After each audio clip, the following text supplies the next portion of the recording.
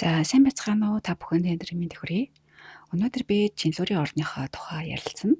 За тэгэхээр жинлүүрийн ордоо та бүхэндээ харуулъя. Одоо энэ ингээд тэнгэрийн зам тийм ээ, тэнгэрийн зураг. Одоо ингээд 12 ордууд маань ингээд байрлаж идэг. Одоо хоньны ордоос эхэлдэг байгаа тоолж.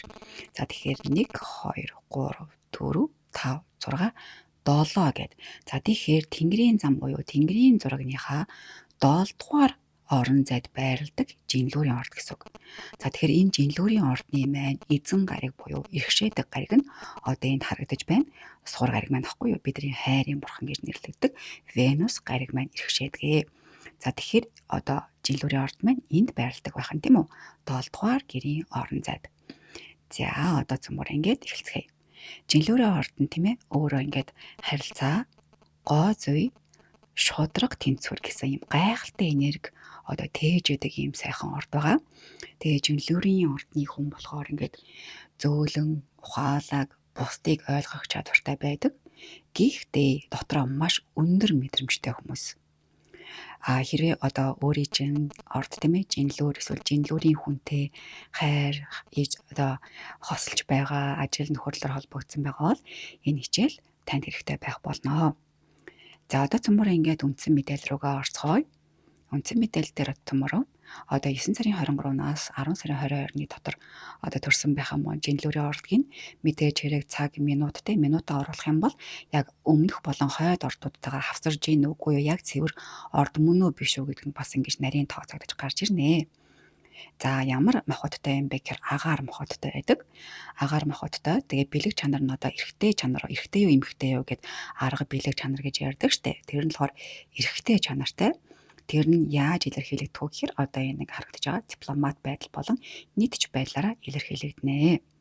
За одоо чанар гэж байдаг тийм үү? Ямар чанартай юм бэ гэхээр өөрөө санаачлагч буюу чиглэл тогтоогч гэсэн ийм одоо эхлэлийг тавьж чаддаг ийм кардинал чанартай гэж байдаг. Яагаад гэхээр одоо би та нарт энэ дээр харуулъя. Одоо 7 дугаар гэрийн эзэн өөрөө юмыг эхлүүлдэг гэдэг ийм чанар агуулж идэг байхгүй юу? За энэ гэхдээ цаашдаа нарийн хичээлүүд маань нарийн болоод явахаар ингээд илүү их ойлгогдох болно. За тэгээ түрүүн хэлсэнчлэн одоо сугар гариг маань иргэшээдэг учраас хайр, гоо зөө, эв зохицлыг иргэшээж яадаг ийм сайхан орд байна. За тэгээд тэд маань тийм үү альфаг ингэж хоёр талаас нь харж яадаг. Ялангуяа энэ нь ингээд эвлэрэл зөв шийдэл рүү чиглүүлж чаддаг. Жинлүүрүүд ингээд хүмүүстэй харилцахдаа айдуу боловсон харагддагч яг үнэндээ энэ шудраг байна уу гэж дотроо байнга хэмжиж явж идэг юм айхтар орд. Тийм болохоор тэдний амьдралд хамгийн чухал зүйл нь шудраг харилцаа, сайхан уур амьсгал, хоёуланд нь ашигтай зөв тэнцвэр байдаг байгаа шүү. За цөмөрө 3 дахь слайд руу орцгоё. Энэ слайдер цөмөрө давуу талбай, сүүдэр талуудыг сонирхцгоё. За тэгэхээр одоо айгу сонирхолтой хэсэг байгаа. Давуу талууд нь юу байх вэ гэхээр одоо жинлүүр бол хүмүүсийг ойлгодог, эвтэй болгодог, тэнцвэр олдог хүн. Тэд гоо сайхны мэдрэмжтэй, ярианы соёл өндөртэй, асуудлыг хурцдахгүйгээр зөөлөн зохицуулж чаддаг, мөн хамтдаа ингээд зөв шийдэл гаргая гэсэн сэтгэлтэй байдаг тул багийн ажил, харилцааны орчинд маш хүчтэй энерги нь хөгжиж байдаг байгаа. За тэгэхээр одоо сүүдэр тал нь ямар байх вэ гэхээр одоо энэ бүхний цааныг сорилт ингээ байдаг байхгүй юу? Шийдвэр гаргалт нь удаад идэг. Удааширснаасаа болоод алдагталд орох буюу алдаа гаргах юм талтай байх гэдэг. Одоо нэгийг нь сонгуул нөгөөг нь гомдоочих вэ гэсэн бас ийм хоёрдмал бодолтой байсаар байгаад өөрийгөө ядраадаг. Заримдаа бүр өөрийн хэрэгцээг хоош тавьчдаг. Ялангуяа ингээд таалагдах гэж хит хичээх нь бас ингээд сүүдэр тал буюу сул тал болдог талтай. Тиймээс жинлүүрийн одоо хамгийн том өсөлт буюу өсөн дэвжигч болох энэ гарц гаргалгаа нь юу вэ гэхээр одоо би өсөж байна вэ гэдгийг өөрөөсөө асууж өөрийнхөө байр суурийг айгүй тайвнаар хамгаалж байх хэрэгтэй байдаг байгаа. За одоо цөмөрөө ажил мэргэжил рүү орцгоё. За тэгээд одоо жинлүүрийн орд тийм үү ажил мэргэжил дээр түр хэлсэнчлэн дипломат харилцаа, гой зүйн мэдрэмж, хүмүүсийн хоорондын зохицуулт төр хялцдаг.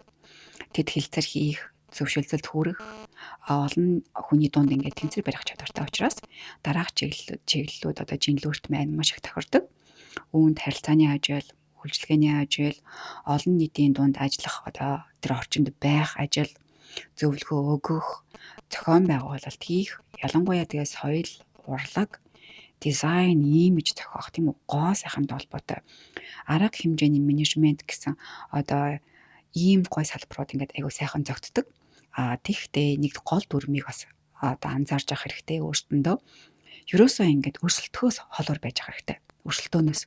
Яагаад үг гэхээр өрсөлдөөнөөс илүү хамтын ажиллагаа байна гэж бодох тусам жинлүүрүүд маань илүү их хүчтэйгээр гялалзаж, энергинд цэнэглэгдэж байдаг юм ордууд юм байнамаа. За цөмрөө цаашаа явцгаая. Тэгэхээр одоо хамгийн сонирхолтой нь хүмүүсийн хамгийн их одоо дуртай сэдв байдаг штэ. Ямар орд тохирох вэ? Хайрын хэл нь ямар юм бэ гэдэг. Тэгэхээр тохирох ордууд дээр жинлүүрт оюунлаг, хөдөлгөөнтэй, нээлттэй энерги сайхан цогцдог. Тиймээс ихрийн орд, хумхын орд мэт ингээд ярилцаж ойлголцдог ордуудтай амархан нийцгээд байдаг. Тэгээд мөн арслан шиг ингээд халуун, дулаан, гэрэлдэг энерги жинлүүрийг өөртөө илүү их итгэлтэй болгодог. Гэхдээ энэ чинь эерэг талаараа шүү.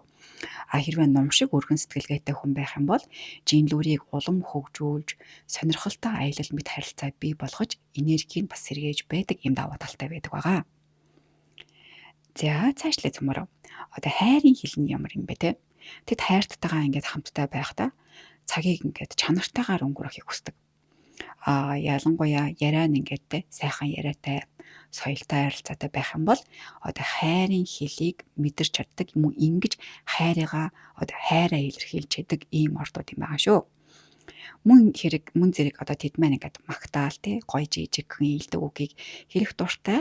Гэхдээ тэдэнд бас те жинлүүрийнхнийхээ ордын хүмүүст бас ингээд айгүй гоё ингээд цагийг олсон магтаал илдэг үг жижигхэн ингээд анхаарал тавих юм бол жинлүүрийнхнийхээ зүрхийг бас айгүй хурдан нээж чаддаг ийм том түлхүүр байдаг байгаа шүү.